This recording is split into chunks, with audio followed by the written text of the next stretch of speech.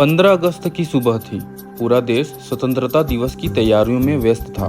लाल किले पर झंडारोहण की तैयारी चल रही थी और हर गली हर मोहल्ला तिरंगे के रंग में रंगा हुआ था। वहीं एक छोटे से गांव रामपुर के कोने में एक बूढ़ा आदमी अपने पुराने लकड़ी के झोपड़े में बैठा आसमान की ओर निहार रहा था।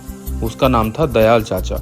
गांव के सबसे बुजुर्ग और अनुभवी व्यक्ति, जिनकी आंखों में आज भी देश के बंटवारे और आज़ादी की तस्वीरें ताज़ा थीं।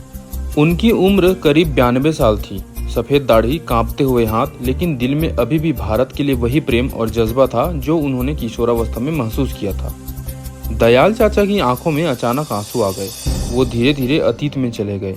उन्हें याद आया वो दिन जब उन्होंने पहली बार भारत आज़ाद हुआ है की घोषणा सुनी थी। वो दिल्ली में ही थे, सिर्फ 14 साल के थे और अपने पिता के साथ पंडित नेहरू का भाषण सुनने लाल किला पहुंचे थे। जब पंडित नेहरू ने कहा था, जब दुनिया सो रही होगी, भारत जागेगा और अपनी आजादी का स्वागत करेगा। उस पल को मैं आज तक नहीं भूल पाया। दयाल चाचा बड़बड़ाने लगे। उन्हें याद आया कि कैसे उनके पिता स्वतंत्रता संग्राम सेनानी थे, जेल भी गए थे, लाठियां खाई थी, लेकिन हार नहीं मानी। उनका सपना था कि भारत एक दिन आज़ाद हो और हर बच्चा खुली हवा में सांस ले सके। पर आज़ादी सिर्फ जश्न नहीं था। दयाल चाचा की आंखों के सामने वो दिन भी घूम गया जब बंटवारे के दौरान उनका पूरा परिवार उजड़ गया था। उनका छोटा भाई करण दंगों में मारा गया, मां की गोद में दम तोड़ा और पिता को लाहौर से आने के दौरान ट्रेन में मार दिया गया। दयाल चाचा अकेले थे, लेकिन उन्होंने हार नहीं मानी।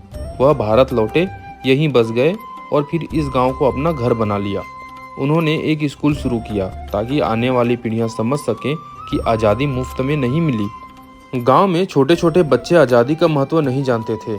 उनके लिए 15 अगस्त सिर्फ एक छुट्टी थी, लेकिन दयाल चाचा हर साल स्कूल में आकर बच्चों को अपनी कहानी सुनाते थे। इस साल भी स्कूल में झंडारोहण होना था। प्रधान अध्यापक ने बच्चों से कहा, आज हमारे बीच वो व्यक्ति होंगे जो इस देश की आजादी के गवाह हैं। दयाल चाचा आप सबको कुछ कहेंगे। दयाल चाचा लकड़ी के सहारे मंच तक पहुंचे।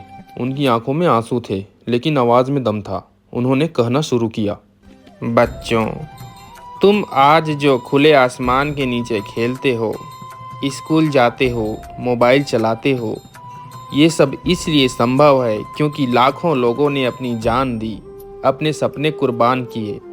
आज़ादी कोई उपहार नहीं है, ये बलिदानों का परिणाम है। पूरा मैदान शांत था। बच्चे, शिक्षक और गांव के लोग, सबकी आंखें नम थीं।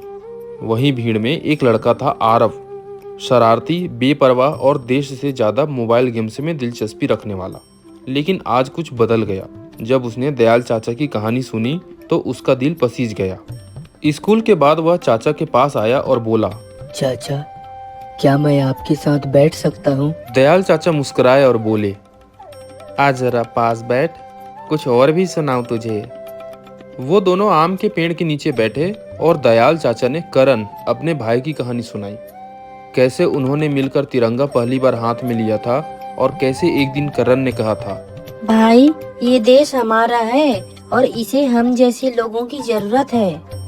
अगले दिन गांव में एक नया दृश्य देखने को मिला। आरव और उसके कुछ दोस्त गांव के हर घर में गए, लोगों को आज़ादी का मतलब समझाया। उन्होंने छोटे छोटे बच्चों को देशभक्ति गीत सिखाए, बूढ़ों से कहानियां सुनी और स्कूल में एक स्वतंत्रता संग्रहालय की शुरुआत की, जिसमें दयाल चाचा की यादें, पुराने अखबार, तिरंगा और तस्वीरें रखी गईं। दयाल चाचा की आंखों में आज गर्व था। वो जानते थे कि उनका सपना अब सुरक्षित हाथों में है। 15 अगस्त की शाम को आरव ने एक पत्र लिखा, जिसे उसने स्कूल की दीवार पर चिपका दिया। हमारे लिए ये सिर्फ एक दिन नहीं, बल्कि एक याद है, उन लाखों चेहरों की जिन्होंने बिना जाने, बिना देखे हमारे लिए भविष्य चुना। आज़ादी एक जिम्मेदारी है, एक वादा कि हम उस बलिदान को कभी व्यर्थ नहीं जाने देंगे। दयाल चाचा ने वो पत्र पढ़ा और एक गहरी सांस ली, आंखें बंद की और धीरे से बुदबुदाए, अब मैं चैन से मर सकता हूँ।